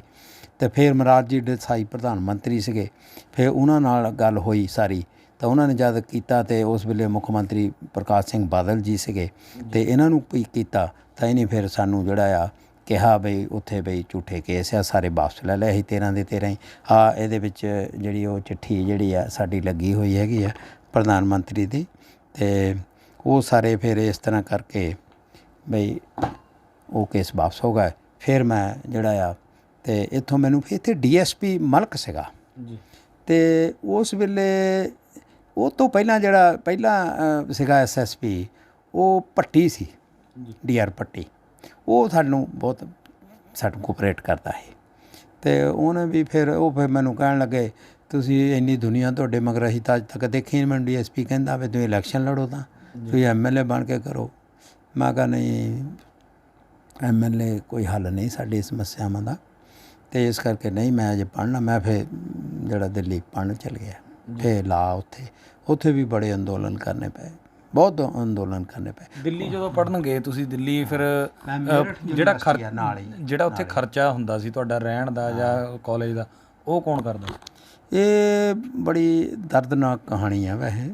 ਅਤੇ ਮੈਂ ਇੱਦਾਂ ਹੀ ਉੱਥੇ ਜਿਹੜੀਆਂ ਦਿੱਲੀ ਦੀਆਂ ਪਟਿਆਲਾ ਉਸ ਕੋਰਟਸ ਆ ਨਾ ਜੀ ਅਦਾਲਤਾਂ, ਉੱਥੇ ਜਿਹੜਾ ਬਾਪੂ ਪਖਿੱਡੇ ਨਾਂ ਦੇ ਐਡਵੋਕੇਟ ਮਹਾਰਾਸ਼ਟਰ ਦੇ ਸੀਗੇ, ਉਹ ਹਾਈ ਕੋਰਟ ਦੇ, ਸੁਪਰੀਮ ਕੋਰਟ ਦੇ, ਅਤੇ ਮੈਂ ਉਹਨਾਂ ਦੇ ਇੱਦਾਂ ਹੀ ਚੈਂਬਰ 'ਚ ਹੀ ਫੱਟਿਆਂ 'ਤੇ ਸੌਂ ਜਾਂਦਾ ਸੀ ਉੱਥੇ। ਇੱਥੋਂ ਮੈਂ ਚਲ ਗਿਆ ਸੀ ਅਤੇ ਉਹਦਾ ਮੁਨਸ਼ੀ ਨੇ B.Ed ਨੂੰ ਅਪਲਾਈ ਕੀਤਾ। ਮੈਂ ਕਿਹਾ ਯਾਰ ਮੇਰਾ ਵੀ ਕਰਦੇ, ਮੈਂ ਵੀ ਅੱਗੇ ਪੜ੍ਹਨਾ। ਕਹਿੰਦਾ ਤੂੰ ਕੀ ਪੜ੍ਹਨਾ? ਮੈਂ ਕਿਹਾ ਮੇਰੇ 'ਤੇ ਹਰ ਸਾਲ ਪੁਲਿਸ ਝੂਠੇ ਕੇਸ ਬਣਾ ਦਿੰਦੀ ਹੈਗੀ ਆ, ਕੌਮਨੂਵਾਦੀ ਬਣਾਉਂਦੇ ਹੈਗੇ ਆ ਵੀ ਮੇਰੇ ਵਕੀਲ ਮੈਂ ਕਰ ਨਹੀਂ ਸਕਦਾ ਅਤੇ ਮੈਂ ਆਪਣੇ ਕੇਸ ਲੜੂੰ। ਜੀ ਉਹ ਕਹਿੰਦਾ ਵਕਾਲਤ ਦੀਆਂ ਨਿਕਲੀਆਂ ਮੇਰਠ ਯੂਨੀਵਰਸਿਟੀ ਵਿੱਚ, ਨਾਲ ਹੀ ਆ ਮੇਰਠ ਯੂਨੀਵਰਸਿਟੀ, ਜੀ ਅੱਧੇ ਘੰਟੇ ਦਾ ਹੀ ਰਾਹ ਆ। ਅਤੇ ਮੈਂ ਉੱਥੇ ਮੈਨੂੰ ਦਾਖਲਾ ਮਿਲ ਗਿਆ। ਪੈਸਾ ਕੋਲ ਕੋਈ ਨਹੀਂ ਸੀ। ਉਹ ਕਹਿੰਦੇ ਪੈਸੇ ਜਮ੍ਹਾਂ ਕਰਾਓ 400, ਉਸ ਵੇਲੇ 400। ਉਹ ਫਿਰ ਜਦ ਪੈਸੇ ਕਹਿੰਦੇ ਜਮ੍ਹਾਂ ਕਰਾਓ, ਸਾਡੇ ਕੋਲ ਕੋਈ ਨਹੀਂ ਸੀ। ਅਤੇ ਉੱਥੇ ਸਾਡੇ ਜਿਹੜੀ ਯੂਨੀਅਨ ਸੀ, ਸਾਡੇ ਜਿਹੜੀ ਹੈ ਨਾ ਬਿਲਡਿੰਗ ਮਜ਼ਦੂਰ ਯੂਨੀਅਨ ਦੇ ਸਾਡੇ ਮਨੀ ਰਾਮ ਸੀਗਾ ਇੱਕ ਪੈਂਥਰ, ਅਤੇ ਉਹਨੂੰ ਮੈਂ ਕਿਹਾ, ਉਹ ਕਹਿੰਦਾ ਮੈਂ ਤਾਂ ਆਪ ਕਿਹੜਾ ਸਰਮਾਏਦਾਰ ਆ। ਉਹ ਕਹਿੰਦਾ ਵੀ ਤੈਨੂੰ ਕੋਈ ਨਹੀਂ। ਉਹ ਮੈਨੂੰ ਇੱਦਾਂ ਕਿਤੇ ਲੈ ਗਿਆ ਹਸਪਤਾਲ 'ਚ, ਉੱਥੇ ਮੈਨੂੰ ਜਾ ਕੇ ਪੋ ਦਿੱਤਾ, ਪਤਾ ਨਹੀਂ ਉਹਨੂੰ ਖੂਨ ਮੇਰਾ ਲਿਆ, ਮੈਨੂੰ 500 ਰੁਪਈਆ ਦੇ ਦਿੱਤਾ ਅਤੇ ਮੈਂ ਫਿਰ ਦਾਖਲਾ ਲਿਆ। ਤਾਂ ਫਿਰ ਇੱਦਾਂ ਹੀ ਉੱਥੇ ਝੁੱਗੀਆਂ 'ਚ ਮੈਂ ਰਹਿੰਦਾ ਸੀ, ਜਿਹੜੀਆਂ ਉਹਨਾਂ ਦੀਆਂ ਝੁੱਗੀਆਂ ਸੀ। ਅਤੇ ਹੌਲੀ ਹੌਲੀ ਫਿਰ ਉਹਨੇ ਰਿਕਸ਼ਾ ਲੈ ਦਿੱਤਾ ਕਿਰਾਏ 'ਤੇ, ਵੀ ਰਾਤ ਨੂੰ ਰਿਕਸ਼ਾ ਵਾਹਿਆ ਕਰ, ਵੀ ਹੋਰ ਤੈਨੂੰ ਇੱਥੇ ਬੈਠੇ ਨੂੰ ਕਿਹੜਾ ਖਿਲਾਵੇ ਅਤੇ ਕਿੱਥੋਂ ਖਰਚਾ ਦੇਵੇ। ਫਿਰ ਮੈਂ ਰਿਕਸ਼ਾ ਵਾਹ ਕੇ ਵਕੀਲੀ ਕੀਤੀ ਹੈਗੀ ਹੈ। ਅਤੇ ਅੱਜ ਜਿਹੜੀਆਂ ਹੁਣ ਤੁਸੀਂ ਕਿਤਾਬਾਂ ਲਿਖ ਚੁੱਕੇ ਆ, ਲੋਕ ਜੇ ਗੱਲ ਕਰੀਏ ਸਟੇਜਾਂ 'ਤੇ ਬਹੁਤ ਸਤਿਕਾਰ ਨਾਲ ਨਾਮ ਲੈਂਦੇ ਆ ਕਿ ਸਾਡੇ ਜਿਹੜੇ ਰਾਈਟਰ ਆ ਐਡਵੋਕੇਟ SL ਵਿਰਦੀ। ਕਿੱਦਾਂ ਦਾ ਲੱਗਦਾ ਤੁਹਾਨੂੰ ਜਦੋਂ ਤੁਸੀਂ ਸਟੇਜਾਂ 'ਤੇ ਅੱਜ ਪਹੁੰਚਦੇ ਆ ਅਤੇ ਲੋਕ ਤੁਹਾਨੂੰ ਦੇਖਦੇ ਆ? ਦੇਖੋ, ਜਿੰਨੇ ਵੀ ਤੁਹਾਨੂੰ ਆਗੂ ਮਿਲਣਗੇ ਉਹ ਲੋਕਾਂ ਦੀ ਬਦਖੋਈ ਕਰਨਗੇ ਜੀ, ਲੋਕਾਂ ਦੇ ਖਿਲਾਫ ਬੋਲਣਗੇ। ਦੇਖੋ, ਲੋਕ ਜਿਹੜੇ ਆ ਕਦੇ ਮਾੜੇ ਨਹੀਂ ਹੋਏ, ਲੋਕ ਹਮੇਸ਼ਾ ਚੰਗੇ ਹੀ ਰਹੇ ਹੈਗੇ ਆ। ਦੇਖੋ, ਜੇ ਲੋਕ ਚੰਗੇ ਸੀ ਤਾਂ ਮੈਨੂੰ 25 ਕੰਟਰੀਆਂ ਦੇ ਵਿੱਚ ਆਪਣੇ ਜਿਹੜੇ ਲੋਕ ਆ, ਜਿਹੜੇ ਨਿਆਂ ਪਸੰਦ ਹੈਗੇ ਆ, ਉਹਨੇ ਮੈਨੂੰ ਵੱਖ-ਵੱਖ ਕੰਟਰੀਆਂ 'ਚ ਬੁਲਾਇਆ ਔਰ ਉਹਨੇ ਕਰੋੜਾਂ ਰੁਪਈਏ ਖਰਚੇ ਹੈਗੇ ਆ ਜੀ ਇਹਨਾਂ ਪ੍ਰੋਗਰਾਮਾਂ ਦੇ ਉੱਤੇ, ਔਰ 5 ਲੱਖ ਮੀਲ ਦਾ ਮੈਨੂੰ ਸਫ਼ਰ ਬਾਈ 에ਅਰ ਕਰਾਇਆ। ਜਦੋਂ ਮੈਨੂੰ ਅਮਰੀਕਾ ਲੈ ਕੇ ਗਏ, ਮੈਨੂੰ ਕਹਿੰਦੇ ਤੁਹਾਨੂੰ ਜਿੰਨੇ ਸ਼ਹਿਰਾਂ 'ਚ ਵੀ ਲਿਜਾਣਾ, ਅਮਰੀਕਾ ਕੈਨੇਡਾ, ਬਾਈ 에ਅਰ ਲੈ ਕੇ ਜਾਣਾ। ਅਤੇ ਕਹਿੰਦੇ ਤਾਂ ਜੋ, ਕਿਉਂਕਿ ਸਿੱਖਾਂ ਦੇ ਆਗੂ ਆਉਂਦੇ ਆ, ਹੋਰਨਾਂ ਦੇ ਆਉਂਦੇ ਆ, ਸਾਰੇ ਕਹਿੰਦੇ ਆ ਵੀ ਅਸੀਂ ਵੀ ਮਾਣ ਨਾ ਕਹਿ ਰਹੀਏ ਸਾਡਾ ਵੀ ਆਗੂ ਆਇਆ ਹੈਗਾ। ਮੈਂ ਬਾਕੀ ਤਾਂ ਤੁਸੀਂ TV ਦੇ ਉੱਤੇ ਬੋਲ ਕੇ, ਇੱਥੇ ਰੇਡੀਓ ਦੇ ਉੱਤੇ ਬੋਲ ਕੇ ਸਾਰੀ ਦੁਨੀਆ ਨੂੰ ਲੋਕ ਕਰ ਹੀ ਦਿੰਦੇ ਹੈਗੇ ਆ, ਪਰ ਇਸ ਕਰਕੇ ਮੈਨੂੰ ਫਿਰ ਉਹ 19 ਫਲਾਈਟਾਂ ਉਹਨੇ ਮੈਨੂੰ ਕਰਾਈਆਂ ਅਤੇ ਕੀਤਾ। ਬਹੁਤ ਜਾਣੀ ਲੋਕ ਸਹਿਯੋਗ ਕਰਦੇ, ਪਿਆਰ ਦਿੰਦੇ ਹੈਗੇ ਆ, ਮਦਦ ਵੀ ਕਰਦੇ ਹੈਗੇ ਆ, ਅਤੇ ਇਸ ਕਰਕੇ ਲੋਕਾਂ ਦੇ ਨਾਲ ਹੀ ਅੱਗੇ ਆਏ ਹੈਗੇ। ਹੁਣ ਤੱਕ ਜਿਹੜੀਆਂ ਤੁਸੀਂ ਕਿਤਾਬਾਂ ਲਿਖੀਆਂ ਆ, ਕਿਹੜੀਆਂ ਕਿਤਾਬਾਂ ਨੇ, ਕੁਛ ਸਾਂਝੀਆਂ ਕਰ ਸਕਦੇ ਹੋ? ਹਾਂਜੀ, ਦੇਖੋ, ਕਿਤਾਬਾਂ ਜਿਹੜੀਆਂ ਸਾਡੀਆਂ ਬਈ ਭਾਰਤ ਦਾ ਦਲਿਤ ਇਤਿਹਾਸ ਜੀ, ਕਿਸੇ ਨੂੰ ਪਤਾ ਹੀ ਨਹੀਂ ਹੈ।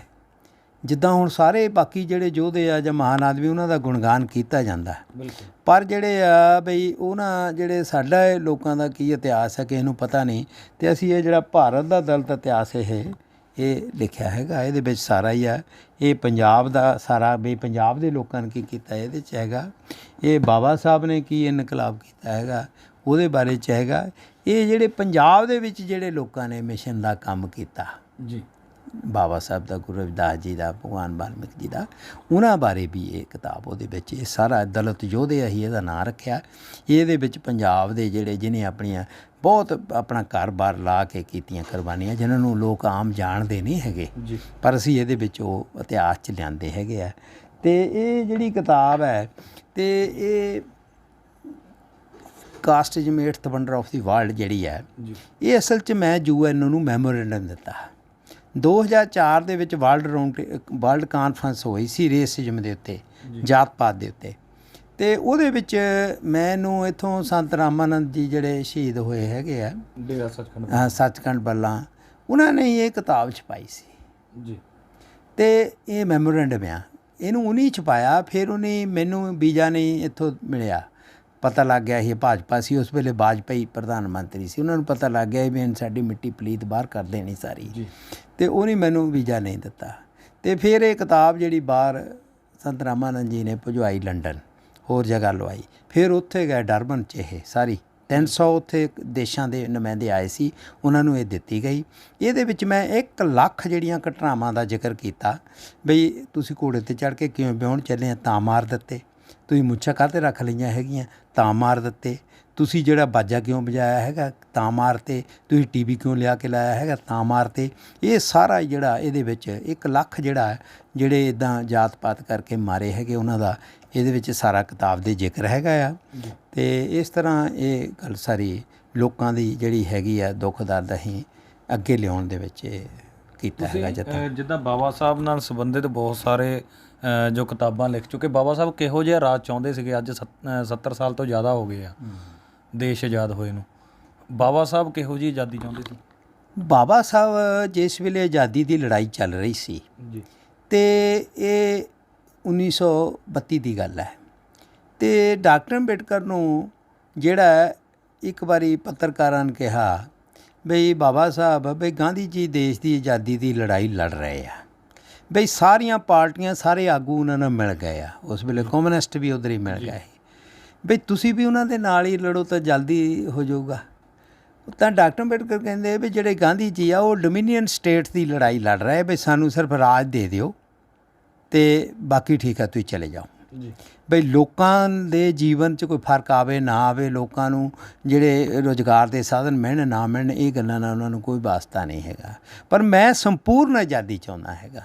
ਉਹਨਾਂ ਨੇ ਕਿਹਾ ਸੰਪੂਰਨ ਆਜ਼ਾਦੀ ਉਹ ਹੀ ਆ ਵੀ ਜਿੱਦਾਂ ਗੁਰੂ ਰਵਿਦਾਸ ਜੀ ਦਾ ਜਿਹੜਾ ਬੇਗਮਪੁਰ ਆਇਆ ਨਾ, ਬੇਗਮਪੁਰ ਸ਼ਹਿਰ ਕੇ ਨਾਮ ਦੁੱਖੋਂ ਦੋ ਨਹੀਂ ਟੇਸਤਾ ਉਹਨਾਂ ਤਸਵੀਰ ਕਰਾਨ ਨਾਲ ਕੌਪ ਕਤਲ ਤਰਸ, ਇਹ ਪੂਰਾ ਸ਼ਬਦ ਜਿਹੜਾ ਇਹ ਅਸਲ ਦੇ ਵਿੱਚ ਸੰਪੂਰਨ ਆਜ਼ਾਦੀ ਦਾ ਮੈਨੀਫੈਸਟੋ ਆ ਜੀ, ਸਮਾਜਵਾਦ ਦਾ ਇਹ ਮੈਨੀਫੈਸਟੋ ਆ। ਇਹਨੂੰ ਲੋਕ ਆਮ ਸਮਝ ਹੀ ਨਹੀਂ ਰਹੇ। ਸਾਡੇ ਜਿਹੜੇ ਆਗੂ ਆ ਉਹ ਵੀ ਧਾਰਮਿਕ ਤੌਰ 'ਤੇ ਇਹਨੂੰ ਐਵੇਂ ਗਾ ਗੂ ਕੇ ਬਸ ਛੱਡ ਦਿੰਦੇ ਹੈਗੇ ਆ, ਜਦ ਕਿ ਇੱਕ ਬਹੁਤ ਵੱਡਾ ਸਮਾਜ ਪਰਿਵਰਤਨ ਦਾ, ਰਾਜ ਪਰਿਵਰਤਨ ਦਾ ਇਹ ਮੈਨੀਫੈਸਟੋ ਹੈ। ਅਤੇ ਬਾਬਾ ਸਾਹਿਬ ਨੇ ਫਿਰ ਕਿਹਾ ਬਈ ਉਹਨਾਂ ਚਿਰ ਆਜ਼ਾਦੀ ਦਾ ਕਿਸੇ ਨੂੰ ਕੋਈ ਫਾਇਦਾ ਨਹੀਂ ਹੈਗਾ ਜਿੰਨਾ ਚਿਰ ਜਿਹੜੇ ਪੈਦਾਵਾਰ ਦੇ ਜਿਹੜਾ ਮਨੁੱਖ ਆ ਉਹ 4 ਗੱਲਾਂ 'ਤੇ ਜੀਂਦਾ ਆਪਣੀ ਜ਼ਿੰਦਗੀ ਬਸਰ ਕਰਦਾ। ਪਹਿਲੀ ਗੱਲ, ਉਹਦੇ ਕੋਲ ਜ਼ਮੀਨ ਆ, ਉਹ ਜ਼ਮੀਨ 'ਤੇ ਵਾਹੀ ਕਰਕੇ ਜੀਵਨ ਬਸਰ ਕਰ ਲੈਂਦਾ। ਨੰਬਰ 2 'ਤੇ ਉਹ ਨੌਕਰੀ ਕਰਕੇ ਕਰ ਲੈਂਦਾ ਹੈਗਾ। ਨੰਬਰ 3 'ਤੇ ਉਹ ਇੰਡਸਟਰੀ ਦੇ ਵਿੱਚ ਕਰ ਲੈਂਦਾ ਹੈਗਾ। ਨੰਬਰ 4 ਵਪਾਰ। ਉਹ ਕਹਿੰਦਾ ਵੀ ਮੇਰੇ ਤਾਂ ਲੋਕਾਂ ਤੋਂ ਚੌਹਾਂ 'ਚੋਂ ਇੱਕ ਵੀ ਨਹੀਂ ਹੈਗਾ, ਜਿਹੜੇ ਮੇਰੇ ਲੋਕ ਆ ਉਹਨਾਂ ਕੋਲ ਤਾਂ ਇੱਕ ਵੀ ਹੈ ਨਹੀਂ, ਜ਼ਮੀਨ ਉਹਨਾਂ ਦੇ ਨਾਂ 'ਤੇ ਨਹੀਂ ਹੋ ਸਕਦੀ ਹੈ, ਅਤੇ ਨੌਕਰੀ ਬਿਨਾਂ ਪੜ੍ਹਿਆ ਨਹੀਂ ਹੋ ਸਕਦੀ, ਪੜ੍ਹਨ ਦਾ ਸਾਨੂੰ ਅਧਿਕਾਰ ਹੀ ਹੈ ਨਹੀਂ ਹੈ, ਅਤੇ ਬਿਜ਼ਨਸ ਪੈਸੇ ਬਿਨਾਂ ਨਹੀਂ ਹੋ ਸਕਦਾ ਹੈਗਾ। ਅਤੇ ਇਸ ਕਰਕੇ ਉਹ ਕਹਿੰਦੇ ਵੀ ਆਜ਼ਾਦੀ ਦਾ ਤਦ ਹੀ ਫਾਇਦਾ ਹੈਗਾ ਵੀ ਇਹ ਜਿਹੜੇ ਪੈਦਾਵਾਰ ਦੇ ਸਾਧਨ ਆ, ਜ਼ਮੀਨ ਆ, ਇੰਡਸਟਰੀ ਹੈ ਅਤੇ ਬਿਜ਼ਨਸ ਹੈ, ਇਹ ਸਾਰੇ ਬੈਂਕਾਂ ਆ, ਇਹ ਕੌਮੀ ਹੋਣੇ ਚਾਹੀਦੇ ਆ। ਅਤੇ ਉਹਨਾਂ ਨੇ ਤਾਂ ਇਹ ਹੋਰ ਅੱਗੇ ਸੁਝਾਅ ਦਿੱਤਾ ਸੰਵਿਧਾਨ ਜਦੋਂ ਬਣ ਰਿਹਾ ਸੀ, ਅਤੇ ਬਾਬਾ ਸਾਹਿਬ ਜਦੋਂ ਸੰਵਿਧਾਨ ਬਣ ਰਿਹਾ ਸੀ ਤਾਂ ਉਹਨਾਂ ਨੇ ਇੱਕ ਡਾਕੂਮੈਂਟ ਦਿੱਤਾ ਜਿਹੜਾ ਇਸ ਵੇਲੇ ਉਹ ਸਟੇਟਸ ਐਂਡ ਮਿਨੋਰਟੀ ਨਾਂ ਦੀ ਕਿਤਾਬ 'ਤੇ ਵੀ ਛਪਿਆ ਹੋਇਆ ਹੈਗਾ ਉਹਨਾਂ ਦਾ।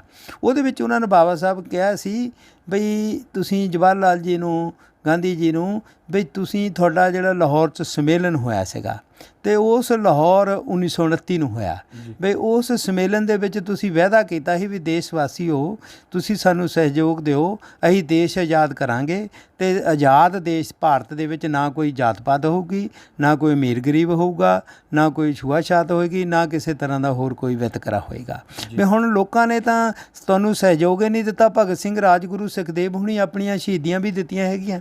ਇਸ ਲਈ ਹੁਣ ਤੁਸੀਂ ਜੇ ਚਾਹੁੰਦੇ ਆ ਉਹ ਸਮਾਨਤਾ ਆਵੇ ਸਾਰੇ ਲੋਕ ਬਰਾਬਰ ਹੋਣ, ਭਾਈਚਾਰਾ ਬਣੇ, ਤਾਂ ਜਿਹੜੀ ਜ਼ਮੀਨ ਆ ਉਹਨੇ ਕਿਹਾ ਉਸ ਵੇਲੇ ਰਾਜੇ 563 ਰਾਜੇ ਹੀ ਆਪਣੇ ਦੇਸ਼ ਦੇ ਵਿੱਚ, ਨਾਭੇ ਦੀ ਰਿਆਸਤ, ਕਪੂਰਥਲੇ ਦੀ, ਪਟਿਆਲੇ ਦੀ, ਅਮਰਿੰਦਰ ਸਿੰਘ ਉਹਨਾਂ ਦੇ ਬਾਬੇ ਦੀ, ਇਹ ਸਾਰੇ ਹੀ। ਅਤੇ ਉਹਨੇ ਕਿਹਾ ਵੀ ਇਹ ਸਾਰਿਆਂ ਤੋਂ ਜ਼ਮੀਨ ਲਓ, ਜ਼ਮੀਨ ਲੈ ਕੇ ਸਰਕਾਰ 20-20 ਹਜ਼ਾਰ ਏਕੜ ਦੇ ਫਾਰਮ ਬਣਾਵੇ, 20-20 ਹਜ਼ਾਰ ਏਕੜ ਦੇ ਫਾਰਮ ਬਣਾਵੇ ਅਤੇ ਉੱਥੇ ਸਾਰੇ ਲੋਕ ਕੰਮ ਕਰਨ।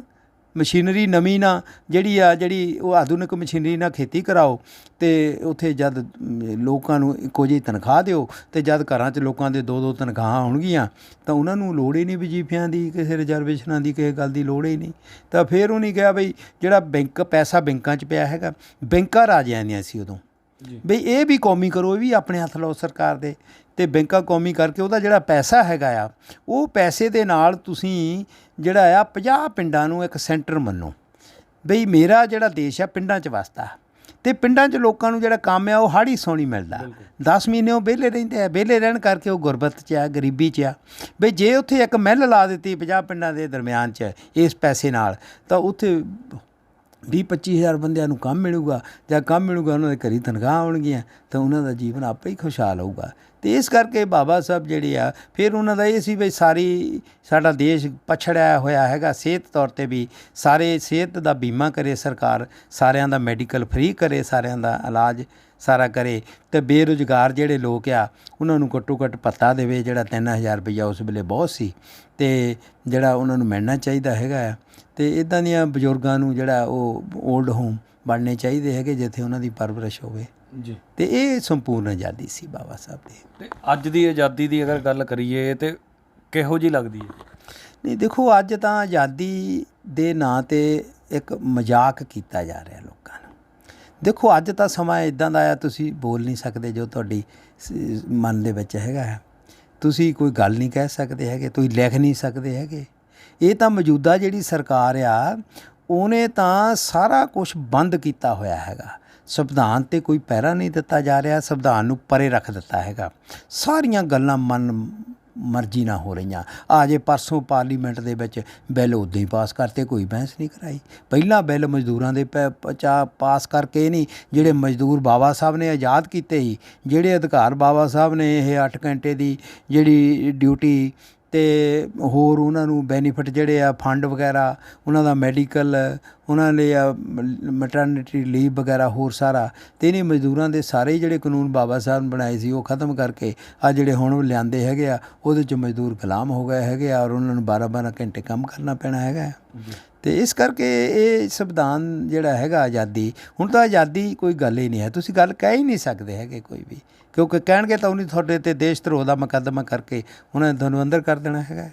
ਜੇ ਆਪਾਂ ਸਾਹਿਬ ਕਾਂਸ਼ੀ ਰਾਮ ਦੀ ਗੱਲ ਕਰੀਏ, ਇਹੀ ਸੇਮ ਕੁਐਸਚਨ ਜੇ ਆਪਾਂ ਗੱਲ ਕਰੀਏ, ਸਾਹਿਬ ਕਾਂਸ਼ੀ ਰਾਮ ਜੀ ਦੀ ਕੀ ਸੋਚ ਸੀਗੀ ਆਜ਼ਾਦੀ ਨੂੰ ਲੈ ਕੇ? ਦੇਖੋ ਮਾਨਯੋਗ ਕਾਂਸ਼ੀ ਰਾਮ ਜੀ ਜਿਹੜੇ ਹੈ ਉਹ ਪਹਿਲਾਂ ਉੱਥੇ ਨੌਕਰੀ ਕਰਦੇ ਸੀ ਪੂਨੇ, ਅਤੇ ਉੱਥੇ ਉਦੋਂ ਦਲਿਤ ਪੈਂਥਰ ਲਹਿਰ ਦਾ ਬਹੁਤ ਪ੍ਰਭਾਵ ਸੀਗਾ, ਅਤੇ ਰਿਪਬਲਿਕਨ ਪਾਰਟੀ ਦਾ ਉਹ ਕਾਫੀ ਸੀ। ਉਹ ਦਲਿਤ ਪੈਂਥਰ ਲਹਿਰ 'ਚ ਵੀ ਰਹੇ। ਫਿਰ ਉਹਨਾਂ ਨੇ ਜਦੋਂ ਦਲਿਤ ਪੈਂਥਰਾਂ 'ਤੇ ਬਹੁਤ ਕੇਸ ਬਣ ਗਏ, ਫਿਰ ਬਾਮਸੈ ਫੌਚੋ ਬਣ ਗਈ, ਫਿਰ DS4 ਬਣੀ, ਫਿਰ BSP ਬਣੀ। ਅਤੇ ਕਾਂਸ਼ੀ ਰਾਮ ਜੀ ਜਿਹੜੇ ਆ, ਉਹ ਜਿਹੜੀ ਬਾਬਾ ਸਾਹਿਬ ਦੀ ਨਾ ਅਸਲ ਆਜ਼ਾਦੀ ਆ, ਗੁਰੂ ਰਵਿਦਾਸ ਜੀ ਦੀ ਜਿਹੜੀ ਬੇਗਮਪੁਰੇ ਦੀ ਅਸਲ ਆਜ਼ਾਦੀ ਆ, ਅਤੇ ਉਹਨੂੰ ਲੈ ਕੇ ਉਹਨਾਂ ਨੇ ਜਿਹੜੇ ਆਰਥਿਕ, ਸਮਾਜਿਕ ਅਤੇ ਰਾਜਨੀਤਿਕ ਉਹਨੀ ਵੱਡੇ ਜਿਹੜੇ ਆ ਮਾਰਚ ਕੀਤੇ ਪੂਰੇ ਦੇਸ਼ ਦੇ ਵਿੱਚ, ਸਾਈਕਲ ਮਾਰਚ ਕੀਤੇ, ਔਰ ਉਹ ਸਾਈਕਲ ਮਾਰਚ ਦੇ ਨਾਲ ਉਹਨੇ ਕਰੋੜਾਂ ਲੋਕਾਂ ਨੂੰ ਪ੍ਰਭਾਵਿਤ ਕੀਤਾ, ਔਰ ਪ੍ਰਭਾਵਿਤ ਨਹੀਂ ਕੀਤਾ, ਉਹਨੇ ਨਾਲ ਜੁੜੇ। ਤਾਂ ਉਹਨਾਂ ਨੂੰ ਪਤਾ ਸੀ ਵੀ ਜਿੰਨਾ ਚਿਰ ਸਮਾਜਿਕ ਸਮਾਨਤਾ ਨਹੀਂ ਆਉਂਦੀ ਅਤੇ ਆਰਥਿਕ ਸਮਾਨਤਾ ਨਹੀਂ ਆਉਂਦੀ, ਉਹਨਾਂ ਚਿਰ ਇਹ ਆਜ਼ਾਦੀ ਦਾ ਕੋਈ ਮਤਲਬ ਨਹੀਂ ਹੈਗਾ। ਅਤੇ ਕਾਂਸ਼ੀ ਰਾਮ ਜੀ ਨੇ ਆਪਣੀ ਪੂਰੀ ਜਿਹੜੀ ਜੀਵਨ ਇਸ ਗੱਲ ਨੂੰ ਸਮਰਪਿਤ ਕੀਤਾ, ਔਰ ਉਹਨਾਂ ਨੇ ਇਹ ਲਹਿਰ ਖੜੀ ਕੀਤੀ ਬਾਬਾ ਸਾਹਿਬ ਤੋਂ ਬਾਅਦ, ਬਹੁਤ ਵੱਡੀ ਲਹਿਰ ਖੜੀ ਕੀਤੀ। ਪਰ ਉਹਨਾਂ ਤੋਂ ਬਾਅਦ ਜਿਹੜੇ ਆਗੂ ਸਾਡੇ ਹੈਗੇ ਆ, ਉਹਦੇ ਉੱਤੇ ਉਹ ਪਹਿਰਾ ਨਹੀਂ ਦੇ ਰਹੇ ਹੈਗੇ, ਅਤੇ ਉਸ ਜਿਹੜਾ ਉਹਨਾਂ ਦੇ ਕਾਰਵੇ ਨੂੰ ਅੱਗੇ ਨਹੀਂ ਲਿਜਾ ਰਹੇ ਹੈਗੇ। ਮਤਲਬ ਕਾਰਵਾ ਕਿਤੇ ਨਾ ਕਿਤੇ ਰੁਕ ਜਿਹਾ ਗਿਆ। ਹਾਂ, ਨਹੀਂ, ਉਹ ਆਪਣੇ ਨਿੱਜੀ ਸਵਾਰਥਾਂ ਲਈ ਜਿਹੜੇ ਆਗੂ ਆ ਨਾ ਹੁਣ ਸਾਡੇ, ਉਹ ਜਿੰਨੇ ਵੀ ਚਾਹੇ ਕਿਸੇ ਪਾਰਟੀ 'ਚ ਵੀ ਬੈਠੇ ਹੈਗੇ ਆ, ਉਹ ਸਿਰਫ ਆਪਣੇ ਜਿਹੜੇ ਆ ਆਪਣੇ ਘਰ ਭਰ ਰਹੇ ਹੈਗੇ ਆ, ਆਪਣੀਆਂ ਜਾਇਦਾਦਾਂ ਬਣਾ ਰਹੇ ਹੈਗੇ, ਆਪਣੇ ਕੁਨਬੇ ਪਾਲ ਰਹੇ ਹੈਗੇ ਆ। ਵੈਸੇ ਬਾਬਾ ਸਾਹਿਬ ਨੇ ਇਹ ਗੱਲ ਜਿਹੜੀ ਆ 27 ਜੁਲਾਈ 1949 ਨੂੰ ਹੀ ਕਹਿ ਦਿੱਤੀ ਸੀ ਬਈ ਮੈਨੂੰ ਪੜ੍ਹੇ ਲਿਖੇ ਲੋਕਾਂ ਨੇ ਜਿਹੜਾ ਧੋਖਾ ਦਿੱਤਾ ਹੈਗਾ, ਕੁਛ ਲੋਕ ਜਿਹੜੇ ਕਲਰਕ ਵੱਡੇ ਬਣ ਕੇ ਬਹਿ ਗਏ ਹੈਗੇ ਆ, ਮੇਰੀ ਲੜਾਈ ਨਾਲ। ਕੁਛ ਲੋਕ ਆਗੂ ਬਣ ਗਏ ਹੈਗੇ ਆ, ਪਰ ਆਗੂ ਜਿਹੜੇ ਚੇਅਰਮੈਨੀਆਂ ਪਿੱਛੇ ਭੱਜਦੇ ਹੈਗੇ, ਵਜ਼ੀਰੀਆਂ ਪਿੱਛੇ ਭੱਜਦੇ ਹੈਗੇ ਆ, ਸਮਾਜ ਦਾ ਕੁਛ ਨਹੀਂ ਕਰ ਰਹੇ ਹੈਗੇ। ਅਤੇ ਇਸ ਲਈ ਉਹਨਾਂ ਨੇ ਕਿਹਾ ਸੀ ਜਿਹੜੀ ਰਾਜਨੀਤਿਕ ਰਿਜ਼ਰਵੇਸ਼ਨ ਆ ਨਾ ਉਹ ਬੰਦ ਹੋਣੀ ਚਾਹੀਦੀ ਆ, ਕਿਉਂਕਿ ਹੁਣ ਜਿਹੜੀਆਂ ਰਿਜ਼ਰਵ ਸੀਟਾਂ ਆ ਉਹਨਾਂ ਦੇ ਉੱਤੇ ਜਿਹੜੇ ਬੰਦੇ ਜਿੱਤਦੇ ਹੈਗੇ ਆ, ਚਾਹੇ ਉਹ ਕਿਸੇ ਵੀ ਪਾਰਟੀ ਦੇ ਆ, ਉਹ ਉਹਨਾਂ ਦੇ ਗੁਲਾਮ ਬਣ ਜਾਂਦੇ ਹੈਗੇ ਆ। ਉਹਨਾਂ ਨੂੰ ਉਹਨਾਂ ਦੀ ਬੋਲੀ ਬੋਲਣੀ ਪੈਂਦੀ ਆ। ਉਹ ਕਹਿੰਦੇ ਤੁਸੀਂ ਆਪਣੀਆਂ 25 ਵੋਟਾਂ ਨਾਲ ਥੋੜ੍ਹੋ ਜਿੱਤੇ ਆ, 75 ਤਾਂ ਸਾਡੀਆਂ ਉੱਚ ਜਾਤੀਆਂ ਦੀਆਂ ਪਈਆਂ ਹੈਗੀਆਂ ਨਾ। ਇਸ ਕਰਕੇ ਉਹ ਉੱਥੇ ਕੋਈ ਗੱਲ ਹੀ ਨਹੀਂ ਕਰ ਸਕਦੇ, ਉਹ ਤਾਂ ਉਹਨਾਂ ਦੇ ਮਾਨਸਿਕ ਗੁਲਾਮ ਆ। ਜੇ ਆਪਾਂ ਗੱਲ ਕਰੀਏ, ਤੁਹਾਡਾ ਇੱਕ ਟੌਪਿਕ ਹੁੰਦਾ ਕਈ ਵਾਰ ਜਦੋਂ ਤੁਸੀਂ ਆਪਣਾ ਸਟੇਜ 'ਤੇ ਕਿਸੇ ਵੀ ਜਗ੍ਹਾ ਲੈਕਚਰ ਕਰਦੇ ਆ, ਰਾਸ਼ਟਰਵਾਦ ਔਰ ਗਾਂਧੀਵਾਦ, ਕੀ ਫ਼ਰਕ ਇਹਦੇ ਵਿੱਚ? ਗਾਂਧੀਵਾਦ ਅਤੇ ਰਾਸ਼ਟਰਵਾਦ ਦੇ ਵਿੱਚ ਕੋਈ ਫਰਕ ਨਹੀਂ ਹੈਗਾ। ਦੋ ਹੀ ਇੱਕ ਸਿੱਕੇ ਦੇ ਦੋ ਹੀ ਪਹਿਲੂ ਆ। ਜਿਹੜੀ ਭਾਜਪਾ ਜਾਂ RSS ਹੈ ਉਹ ਰਾਸ਼ਟਰਵਾਦ ਲਿਆਉਣਾ ਚਾਹੁੰਦੀ ਹੈ, ਅਤੇ ਗਾਂਧੀ ਜੀ ਗੱਲ ਜ਼ਰੂਰ ਸਾਰਿਆਂ ਦੀ ਕਰਦੇ ਸੀਗੇ, ਹਿੰਦੂਆਂ ਦੀ, ਮੁਸਲਮਾਨਾਂ ਦੀ, ਸਿੱਖਾਂ ਦੀ ਵੀ, ਪਰ ਪਿੱਛੇ ਉਹਨਾਂ ਦਾ ਏਜੰਡਾ ਰਾਸ਼ਟਰਵਾਦ ਹੀ ਹੁੰਦਾ ਹੈ ਜੀ।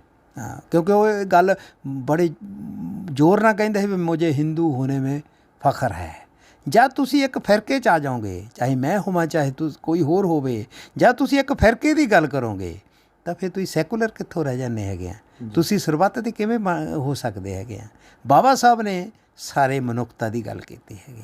ਉਹਨੇ ਕਦੇ ਨਹੀਂ ਕਿਹਾ ਵੀ ਮੁਝੇ ਇਸमें होने में फ़ख्र है, ਜਾਂ ऐसा हूँ वैसा हूँ। कभी ਉਹਨੇ ਜਾਤ ਆਪਣੀ ਦੀ ਨਹੀਂ ਗੱਲ ਕੀਤੀ, ਕਦੀ ਉਹਨੇ ਹੋਰ ਜਾਤ ਪਾਤ ਦੀ ਨਹੀਂ ਗੱਲ ਕੀਤੀ, ਉਹਨੇ ਸਮਾਜ ਦੀ ਗੱਲ ਕੀਤੀ, ਮਨੁੱਖਤਾ ਦੀ ਗੱਲ ਕੀਤੀ ਹੈਗੀ ਆ ਹਮੇਸ਼ਾ ਹੀ। ਸੋ ਬਹੁਤ ਵਿਚਾਰਾਂ ਹੋ ਗਈਆਂ ਬਿਰਦੀ ਸਾਹਿਬ ਅੱਜ, ਔਰ ਆਖਰ ਦੇ ਵਿੱਚ ਜੋ ਦਰਸ਼ਕ ਇਸ ਚੈਨਲ ਨੂੰ ਦੇਖਦੇ, ਤੁਸੀਂ ਆਪਣੇ ਵੱਲੋਂ ਕੀ ਮੈਸੇਜ ਦੇਣਾ ਚਾਹੁੰਦੇ ਹੋ? ਇਹ ਮੈਂ ਤਾਂ ਦੇਖੋ ਜਿਹੜਾ ਅੰਬੇਡਕਰ ਫੈਨ ਅੰਬੇਡਕਰ ਚੈਨਲ ਹੈ, ਅਤੇ ਰਤੂ ਜੀ ਉਹ ਬਹੁਤ ਅੱਛਾ ਕੰਮ ਕਰ ਰਿਹਾ। ਮੈਂ ਤੁਹਾਡੀਆਂ ਜਿਹੜੀਆਂ ਵੀਡੀਓ ਆ ਰਹੀਆਂ ਹੈਗੀਆਂ YouTube 'ਤੇ ਵੀ ਹੋਰ ਵੀ, ਉਹਨਾਂ ਨੂੰ ਮੈਂ ਵਾਚ ਕਰਦਾ ਹੈਗਾ ਆ। ਤੁਸੀਂ ਜਿਹੜੀ ਬਾਬਾ ਸਾਹਿਬ ਦੀ ਗੱਲ ਆ ਨਾ ਵੀ tell the slave you are slave then he can revolt, ਪਰਾਧੀਨਤਾ ਪਾਪ ਹੈ ਜਾਨ ਲੈ ਰੇ ਮੀਤ ਗੁਰੂ ਰਵਿਦਾਸ ਜੀ। ਤੁਸੀਂ ਇਹਦੇ ਉੱਤੇ ਪੂਰਾ ਚੱਲ ਕੇ ਜਿਹੜਾ ਅਗਿਆਨਤਾ ਕਰਕੇ ਮਨੁੱਖਤਾ ਦੁਖੀ ਹੈਗਾ, ਅਤੇ ਤੁਸੀਂ ਅਗਿਆਨਤਾ ਨੂੰ ਦੂਰ ਕਰਨ ਲਈ ਇਹ ਗਿਆਨ ਜਿਹੜਾ ਫੈਲਾ ਰਹੇ ਹੈਗੇ ਆ, ਬਹੁਤ ਅੱਛਾ ਕੰਮ ਕਰ ਰਹੇ ਆ। ਇਸ ਲਈ ਮੈਂ ਇਹ TV 'ਤੇ ਤੁਹਾਡਾ ਰਤੂ ਜੀ ਸਾਰੇ ਸਾਥੀਆਂ ਦਾ ਵੀ ਇਸ ਲਈ ਬਹੁਤ ਬਹੁਤ ਧੰਨਵਾਦ ਕਰਦਾ। So thank you. ਜੈ ਭੀਮ। ਜੈ ਭੀਮ। ਜੈ ਭੀਮ। ਸੋ ਇਹ ਸਨ ਸਾਡੇ ਨਾਲ ਐਡਵੋਕੇਟ SL ਵਿਰਦੀ ਜੀ, ਜਿਨ੍ਹਾਂ ਨਾਲ ਕਿ ਅੱਜ ਬਹੁਤ ਸਾਰੀਆਂ ਵਿਚਾਰਾਂ ਕੀਤੀਆਂ ਗਈਆਂ ਇਹਨਾਂ ਦੇ ਜੀਵਨ ਸੰਘਰਸ਼ ਦੀਆਂ, ਔਰ ਉਸ ਤੋਂ ਬਾਅਦ ਕਿਸ ਤਰੀਕੇ ਇਹਨਾਂ ਦਾ ਜੋ ਜੀਵਨ ਗੁਜ਼ਰਿਆ, ਉਸ ਤੋਂ ਬਾਅਦ ਕਿੱਦਾਂ ਇਹ ਕਾਲਜ ਦੇ ਵਿੱਚ ਕਾਲਜ ਲਾਈਫ ਕਿੱਦਾਂ ਗਈ, ਇਹਨਾਂ ਨੇ ਲੋਅ ਕਿੱਦਾਂ ਕੰਪਲੀਟ ਕੀਤੀ, ਔਰ ਇੱਕ ਗਰੀਬ ਪਰਿਵਾਰ ਵਿੱਚੋਂ ਉੱਠ ਕੇ ਅੱਜ ਇਹ ਉਸ ਮੁਕਾਮ ਤੱਕ ਪਹੁੰਚੇ ਆ ਕਿ ਜਿਨ੍ਹਾਂ ਦੇ ਪਰਿਵਾਰ ਦੀ ਵੀ ਜੇ ਗੱਲ ਕਰੀਏ, ਅੱਜ ਬਹੁਤ ਉੱਚੇ ਲੈਵਲ ਦੀਆਂ ਨੌਕਰੀਆਂ ਦੇ ਉੱਤੇ ਜੋ ਇਹਨਾਂ ਦੇ ਬੱਚੇ ਅੱਜ ਪਹੁੰਚੇ ਹੋਏ ਆ, ਔਰ ਖੁਦ ਇਹ 100 ਦੇ ਕਰੀਬ ਜੋ ਕਿਤਾਬਾਂ ਵੀ ਲਿਖ ਚੁੱਕੇ ਆ। ਅੱਜ ਇਹਨਾਂ ਨਾਲ ਬਹੁਤ ਸਾਂਝੀਆਂ ਵਿਚਾਰਾਂ ਕੀਤੀਆਂ ਗਈਆਂ। ਸੋ ਇਸੇ ਤਰ੍ਹਾਂ ਤੁਸੀਂ ਨਵੀਆਂ ਖਬਰਾਂ ਦੇਖਣ ਦੇ ਲਈ ਚੈਨਲ ਨੂੰ ਸਬਸਕ੍ਰਾਈਬ ਕਰੋ, ਲਾਈਕ ਕਰੋ, ਸ਼ੇਅਰ ਕਰੋ, ਕਮੈਂਟ ਕਰੋ, ਔਰ ਕਮੈਂਟਸ ਦੇ ਵਿੱਚ ਆਪਣੀ ਰਾਏ ਜ਼ਰੂਰ ਦਿਆ ਕਰੋ। ਦਿਓ ਇਜਾਜ਼ਤ। ਧੰਨਵਾਦ।